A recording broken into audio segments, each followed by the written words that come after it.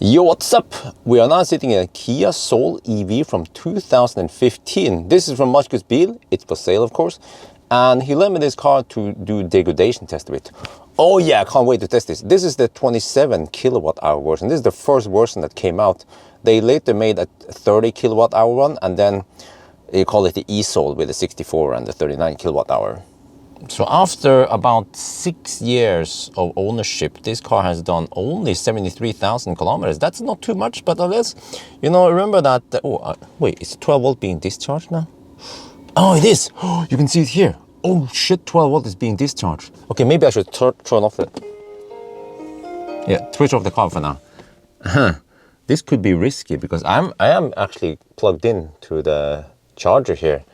But okay, but you see that state of charge display. Oh man, hang on, let me adjust here a little bit. There. So according to the display, we have 100%, but the real state of charge is 95%.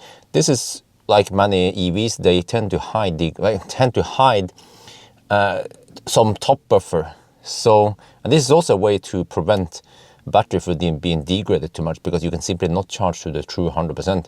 Actually, if we were driving off a cliff now or downhill with 100%, it should actually be more than 100%. And the car allows you to regen at 100%, unlike a Tesla or a Leaf, where you charge 100% and that is true 100%. But anyway, yeah, you see, battery temperature is 13 degrees Celsius. So, well, I wanted to fire up the car, but we are now going to drive. Okay, let's just fire up the car. Let's risk it, yes. So, this is quite luxury. I mean, it's newer than the Leaf I had before, but it's also more expensive. Second hand, this one is about, I think Marcus is trying to sell it for over 100k NOK, but it has, in my opinion, better drivetrain, more space, better interior. Everything is better here. So we see we are here and we're gonna drive. Well, are we in Volkswagen now? What the heck happened? Wait. Is it that kind of... No, what? There. Okay, we're just starting up. Yeah, so we can still do this, like... You can't. Okay, it doesn't support the pinching. Oh, that was before it was invented. But we have to drive north. I think I should switch off the HVAC. Yeah, that will help preventing discharging of the 12 volt. But we're gonna drive north now. It's a weird starting position. We are not starting from Dal or whatever, because this car shouldn't be able to drive that far. Actually, it expects 116 kilometers only.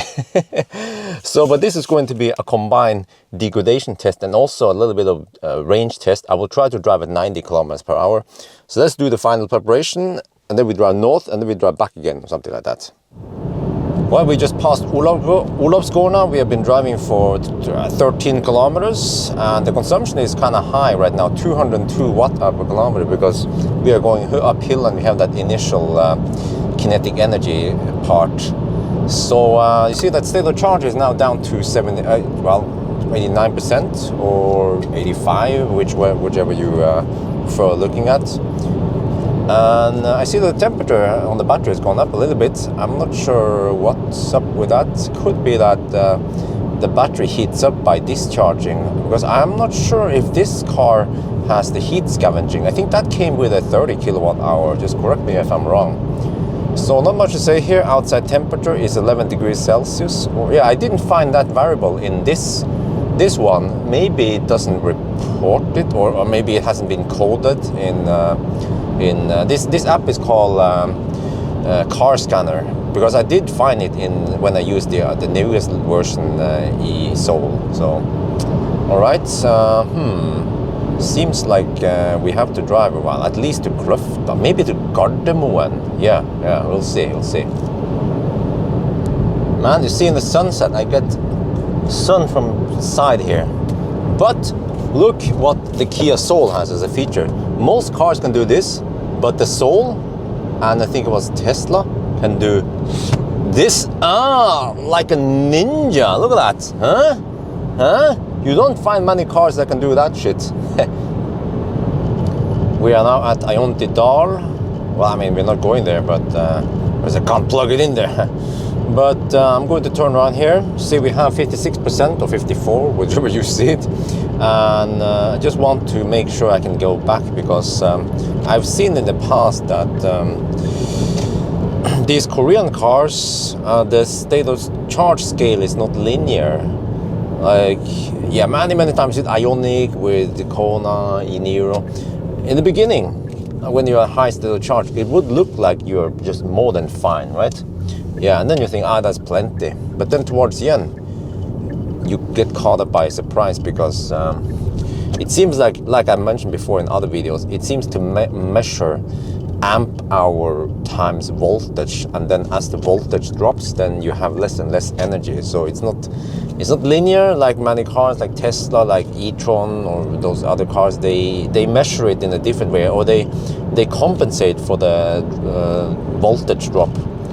So just to be safe, we go back now, and then we can always drive back and forth over there at Alnabru. I'm planning on stopping at Circle K or somewhere to test charging.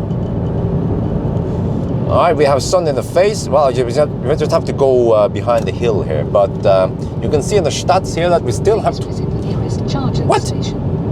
Hey, all right, woman, I don't need your advice. Yeah, so we still have 25%, and the woman asked me to charge. Whatever, no problemo.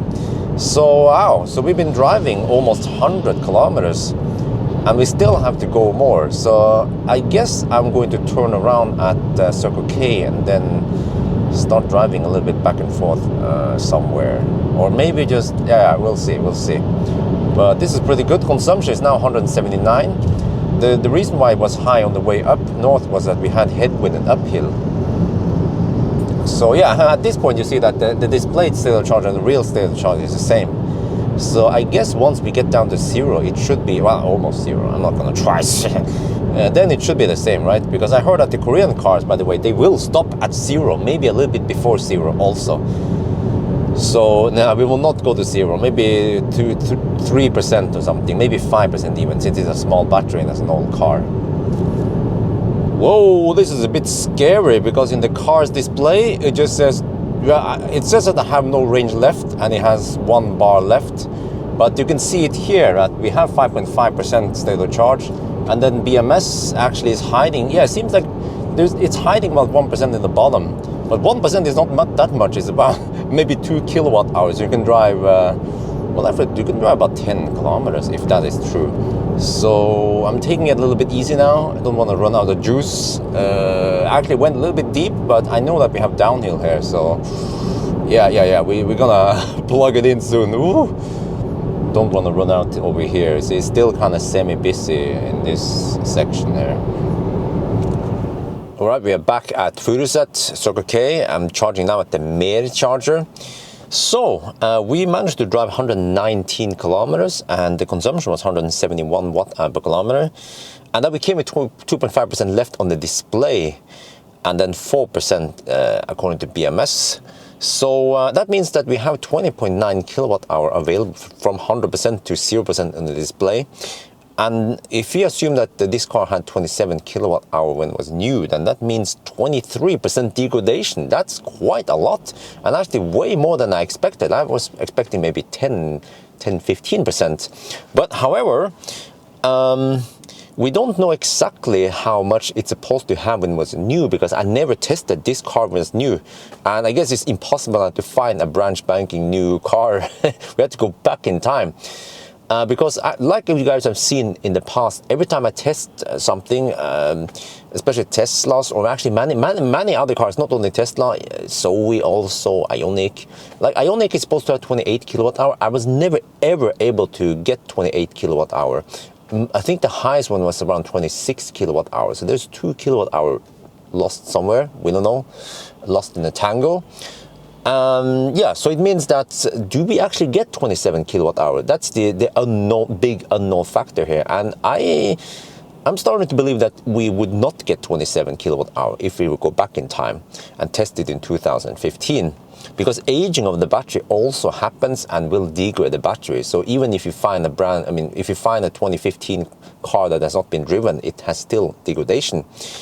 But if we assume at least that many times when I measure stuff, there is like a 1 kilowatt hour missing or lost, then if we assume 26 kilowatt hour, then it becomes 20% degradation. That's slightly better.